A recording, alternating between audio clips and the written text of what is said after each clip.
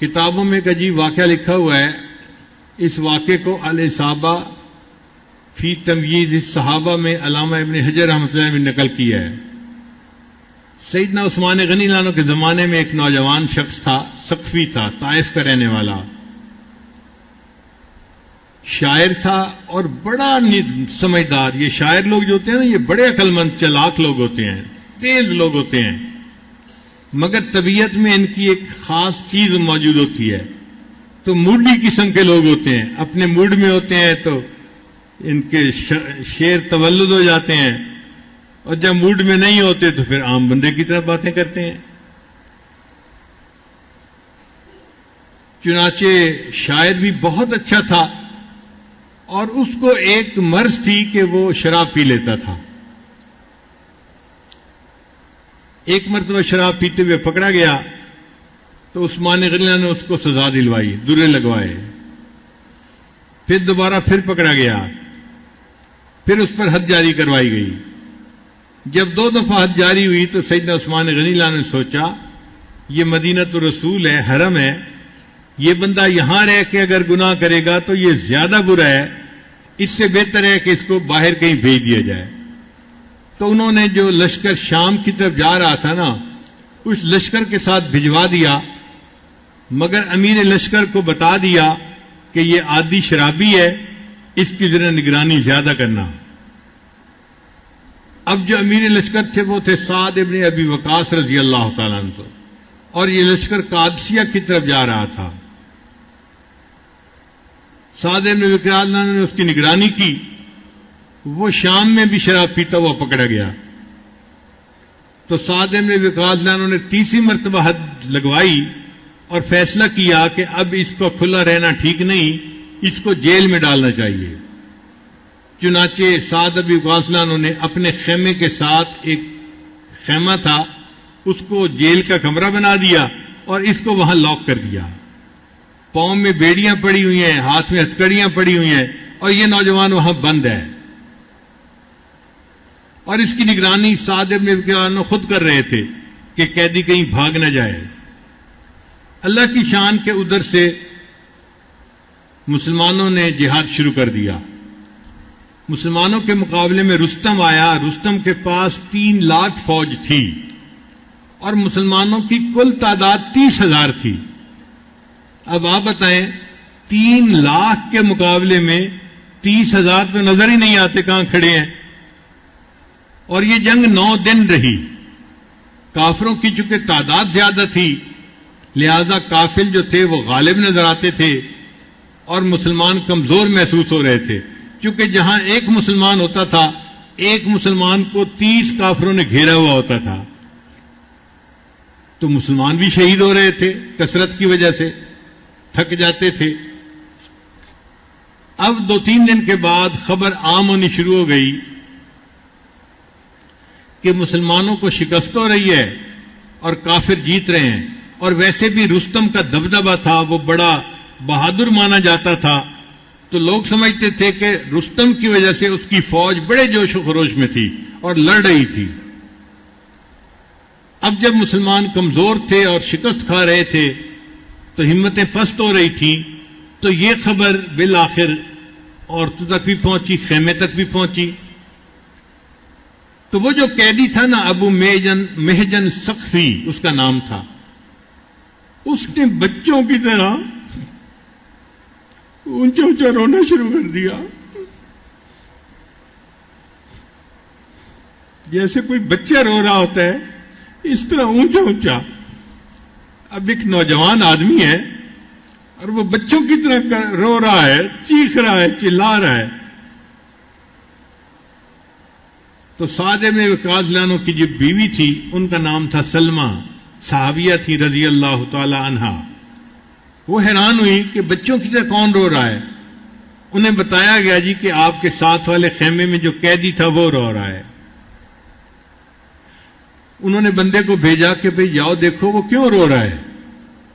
بندے نے آ کے بتایا کہ جی وہ بندہ اس لیے رو رہا ہے کہ اس نے خبر سنی ہے مسلمانوں کو شکست ہو رہی ہے اور اس سے یہ بات برداشت نہیں ہو رہی، اور وہ رو رہا ہے کہ میری جوانی کا کیا فائدہ، یہ اتنا تندرست جسم جو مجھے دیا ہے اللہ نے، اس جسم کا کیا فائدہ کہ میرے جیتے جی مسلمانوں کو شکست ہو جائے، کاش میں آزاد ہوتا، یہ بیڑیاں کھل جاتی، یہ ہتکڑیاں کھل جاتی، تو آج میں مسلمانوں کے ساتھ مل کے جہاد کرتا اور اسلام کی تقویت کا سبب بنتا۔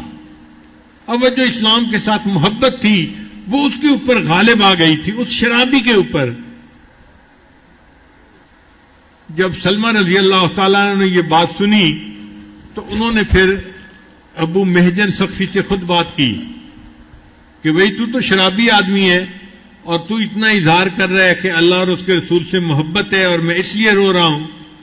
اس نے کہا جی کہ میں شرابی ضرور ہوں، میری عادت ہے، میں پی جاتا ہوں، لیکن میرے دل میں اللہ اور اس کے رسول کی محبت ہے اور میں بالکل صحیح کہہ رہا ہوں۔ آج اگر مجھے آزاد کر دیا جائے تو شاید میں دین اسلام کے کام آ جاؤں۔ سلمہ نے پوچھا اس کا کیا حل ہے؟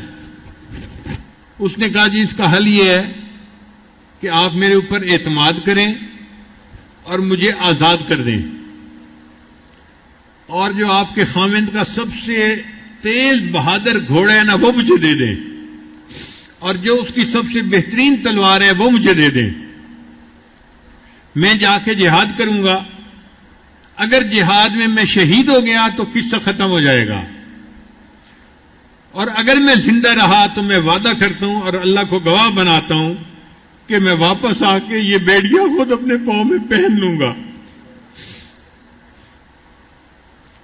لو جی صحابیہ نے ان کو کھول دیا اور وہ گھوڑے پہ سوار ہوئے، کل اسد جیسے کوئی شیر بیٹھتا ہے نا اس طرح وہ گھوڑے پہ سوار ہوئے،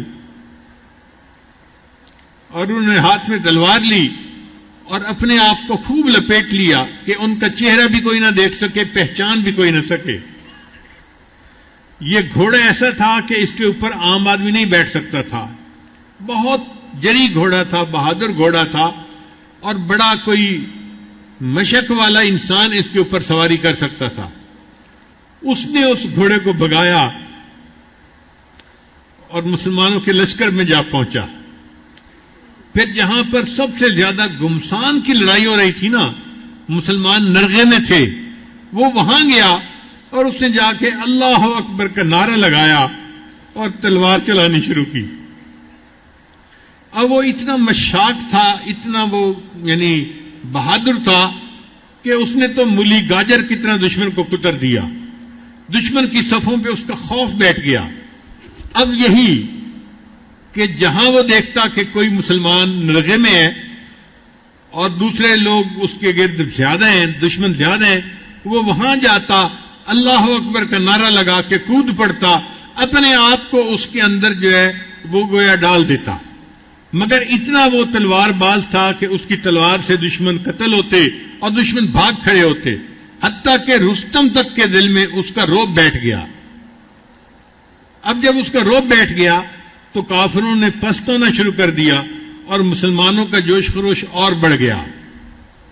سعد بن ابی وقاص اللہ عنہ دور بیٹھے ہوئے یہ سارا منظر خود دیکھ رہے تھے، حیران بھی ہو رہے تھے کہ یہ کون بندہ ہے کہ جس کو ہم پہچانتے بھی نہیں، اور جو صبح ہمارے ساتھ نہیں تھا اچانک کہیں سے آیا ہے، اور اس کی وجہ سے جنگ کا پاسا ہی پلٹ گیا۔